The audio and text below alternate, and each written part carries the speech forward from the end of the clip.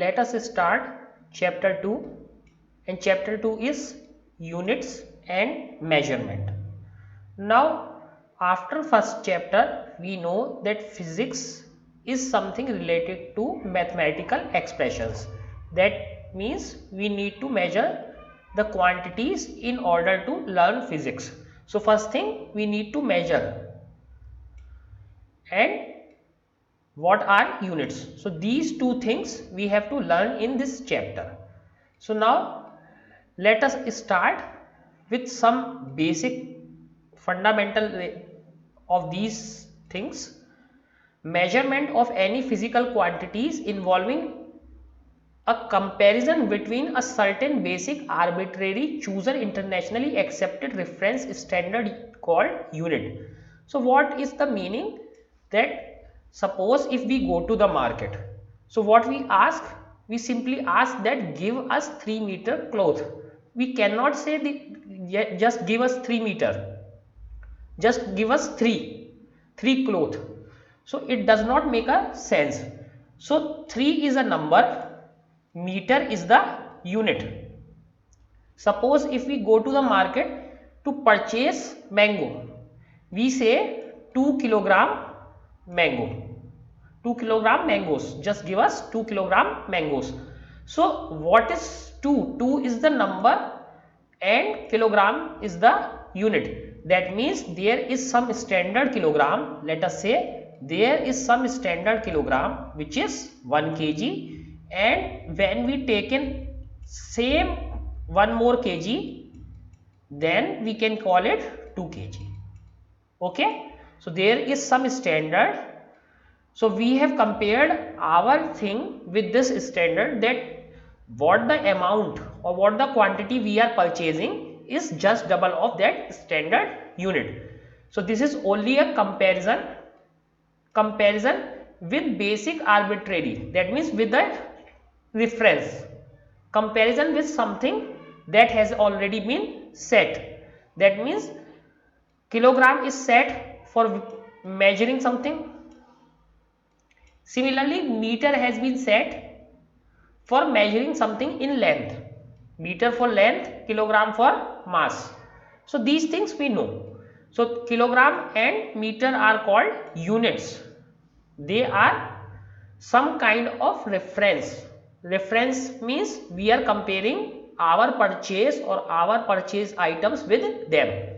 The result of a measurement of a physical quantity is expressed by a number or numerical measure accompanied by a unit. Like we saw here 3 meter, 2 kilogram, okay, yeah, or 6 second. So this is the unit, this is the number value, this is unit, this is number value, this is number value, this is unit. So time is also measured in second, minutes, hours.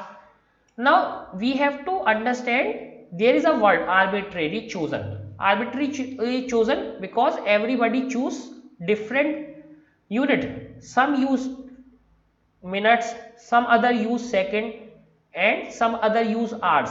So this is arbitrary chosen, and some might choose some other unit which are none of these. Okay, so we have a number, we have a unit. Although number of physical quantities appear to be very large, we need a limited number of units. Again, there are many physical quantities: mangoes, apples, flour, and so many items we can purchase in kilograms. But we need number of limited units. Limited number of units. What could be the units? Kilogram, gram, and so on. Nothing more than that. Sometimes pound also. Some things come in pound. For expressing all the physical quantities, since they are interrelated with another. So now some quantities can be measured in a combination of two units. The units for the fundamental base quantities are called fundamental or base unit. So what are base units? Which are complete in themselves, like kilogram, meter, they are fundamental units. Okay, so they are fundamental or base unit. we don't need any other quantities to express them. But suppose if we take speed, so what we need? Meter per second as unit. So this is composed of two basic units, meter and second, because it is distance traveled in divided by time. Okay, so this is not base unit. The units of all other quantities can be expressed as combination of base units. So unit of velocity is a combination of unit of length and time. Such units obtained for the derived quantities are called derived units. These units are called derived units. Meter per second is a derived unit because we can express them in certain basic units. Okay, certain basic units. But these are kilogram and meter. These are base units or fundamental units because we don't need any other unit to express them. A complete set of units, both base units and derived units, is called system of units.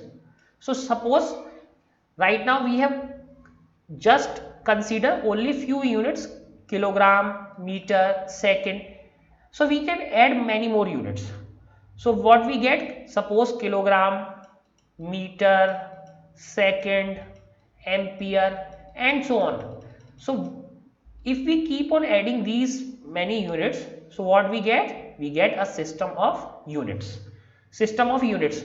Now system of units must be accepted by all of them. It cannot be that I have this stone, I will measure all my things with this stone. No, I cannot measure something with this stone. That I have this stone, I will measure everything with this stone. Suppose I have this stick, I will measure everything with this stick. No, this should be internationally accepted. This should be internationally, if not internationally, at least must be accepted in the community or in the country where it is purchased or sold. Okay, so I cannot simply sell something with in comparison to my stick or my stone, or I simply not arbitrarily say that this is some z. Instead of second I use word this z. Right now we have time of 20z, but 20z, what is this? What is this? Nobody knows. What people know is second, minute, hours, that's all that people know. So that should be internationally accepted. So let us summarize this. So first we have to compare with some standard, and that standard is called unit. So what are the examples of unit? Meter, kilogram, second, etc. Second is also a standard. We will learn later that how it is measured. Okay. Again, now in a quantity, physical quantity, there is a number and a unit like 3 kilogram, 2 meter, etc. There are two types of unit, fundamental units and another are derived units. Fundamental units are, they are complete in themselves. We don't need any other quantity to express them. But what are derived units? Like for velocity, we need two basic units like meter per second, kilometer per hour to express them. Those are called derived units. When we collect a large number of units that are widely accepted, they are called system of units. So this is that we have learned. Now international system of units. So there are some international system of units or some system of units that are widely accepted. So three systems are CGS, FPS or British system, and MKS system. So there are three systems. What is the meaning of CGS system? CGS system means length is measured in centimeter. So these are the basic unit of length, mass and time. Okay, so length is measured in centimeter, mass is measured in gram and time is measured in second. Okay, this is CGS unit system. So system of units, first is CGS, second is FPS system. So FPS is also called British system. In this, length is measured in foot. Generally, even today, you measure your length in foot, that I am 5 feet tall, I am 6 feet tall. Mass is measured in pound and time is measured in seconds.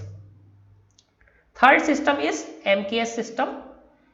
In MKS system, length is in meter, mass is in kilogram and time is in second. So we see that ultimately time is measured in second in all of them, but this mass and length differs a lot. Okay, so previously most widely used system was MKS system, but there comes a new system. That new system which is internationally accepted. This system is internationally accepted for the measurements. So that this international system of units that we use throughout the physics class. This system is Système Internationale des Units. So this is French word. Système Internationale des Units, or meaning is International System of Units. International System of Units.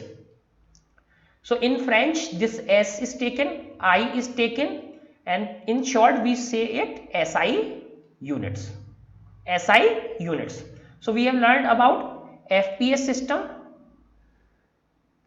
CGS system, MKS system, but what is the main system that is internationally accepted? SI system that we are going to use in this book.